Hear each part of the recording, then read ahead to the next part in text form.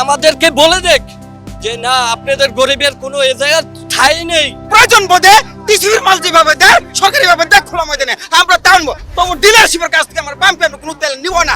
যখন তেলের গাড়ি ঢুকছে তখন যদি আপনারা আসতেন, আসার পরে যদি এই পাম্পে আপনারা ভিজিট করতেন তাহলে এখানে দেখতেন শুধু ড্রাম, এই উল্টো পথে শুধু ড্রাম আসতে আছে, কভার ভ্যান পিকআপে শুধু মনে করেন ড্রাম আসতে আছে। এদেরকে মনে করেন আগে এবং কিছু ভিআইপি তাদের নাকি ক্রেডিট করা গাড়ি, তাদের নাকি মনে করেন যে ওই আগে এই টাকা জমা দেওয়া, ঠিক আছে, এদের নাকি আগে এই টাকা দিয়া এগুলা তেল বুক করে রাখে। এখন আমার কথা হইলো কি, এই পাম্পে যদি ক্রেডিটই হয়, যদি আগে এই টাকা দিয়ে তেল নিতে হয় তাহলে ওখানে সাইনবোর্ড লাগবে যে বহিরাগত গাড়িতে তেল দেওয়া নিষেধ। আমাদের পার্সোনাল যে গাড়ি সেই গাড়িতে আমরা তেল দেবো, পার্সোনাল যে অফিস আদালত মিল ফ্যাক্টরি, ঠিক আছে, ওই জায়গা দেবে। কেন এখানে মনে করেন সারা দিন মানুষ পরিশ্রম কইরা সন্ধ্যা থেকে সিরিয়াল দাঁড়াইয়া সারা রাত মনে করেন বসে থেকে তেল পাওয়া যাচ্ছে না, তেলটা কোথায় যায়? সরকার যে ভর্তুকি দেয়, ঠিক আছে, এই তেলটা কোথায় যায় সেটা জানার আমার ইচ্ছা অধিকার আছে। আমি বাংলাদেশের নাগরিক, সেই হিসেবে আমি একটা গাড়ির মালিক, আমি একটা গাড়ির চালক, আমি সরকারের ভ্যাট দিই, ট্যাক্স দিই, আমার তেল কই গেল সেটা আমি জানতে চাই এই সরকারের কাছে। সরকার যদি এইটা যদি এই যে এসে খালেক পাম্প এখানে আপনারা যদি সন্ধ্যায় আসতেন অবশ্যই আপনারা দেখতে পারতেন ক্যামেরায় কি কি চাচ্ছেন সব দেখতে পারতেন। এখন সব শেষ চলে গেছে, এখন আপনারা কি দেখবেন?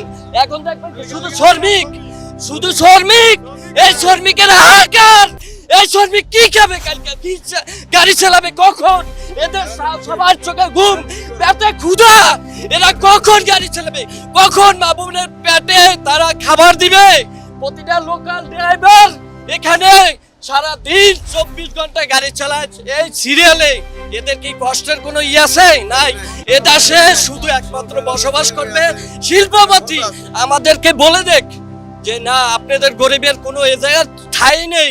আমরা তেলে বলেন, আমরা রোড গার্ডে বলেন, কোন জায়গা বলবেন গরিবের কোন জায়গা আসতে হয় ঠিকানা, সে জায়গা আমরা যাবো। আপনার ঘর বাড়ি, ঠিক আছে, রাস্তাঘাট যেখানে বলবেন সেখানে গরিবের জন্য মনে করেন কোনো অধিকার নেই, কোনো অধিকার নেই। এটা সরকারের মনিটরিং এর অভাব আছে। কেননা আমরা সন্ধ্যার সময় আসে দেখি সিরিয়াল নিয়ে, এখানে আমরা দেখলাম উল্টো পথে গাড়ি আসে কভার ভ্যান, বিভিন্ন পথে কভার ভ্যানে দেখি ড্রামকে ড্রাম তেল দিচ্ছে, পার্সোনাল তেল, অথচ আমরা 5 ঘন্টা 6 ঘন্টা ঘুরে তেল পাচ্ছি না। এবং আমরা যদি লেনে যদি 2 লেন করি, সার্জেন আমাদের পিঠে বাইর করে দেয়, মামলা দেয় আমাদেরকে। গতকালও আমাকে 500 টাকা নিয়েছে এখানে, তারপরেও আমরা নির্লজ্জের মতো পিছনে পিছনে আবার আসি। কিন্তু আমরা যদি ভর্তুকি দেয় সরকার প্রয়োজনে 150 টাকা লিটার নয় আমরা দিতে বাধ্য, কিন্তু প্রয়োজন বোধে টিসিবির মাল যেভাবে দেয় সরকারি ভাবে দেয় খোলা ময়দানে আমরা টানবো, তবু ডিলারশিপের কাছ থেকে আমরা পাম্পে কোনো তেল নিব না।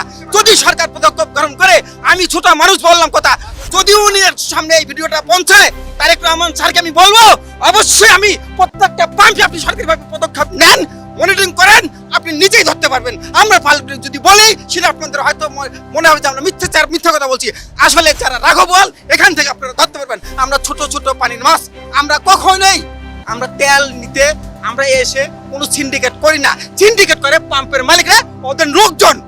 আপনারা আসেন দেখেন, যদি সত্যতা না পান আপনারা উইদাউট ইনফরমেশনে আপনারা লুকা যাবেন সিভিল ড্রেসে। যদি পারেন, এই সরকার যদি পারে, তাহলে আমি যে কথাটা বললাম যদি সত্যতা প্রমাণ না হয় তখন আপনি আমাকে দেন।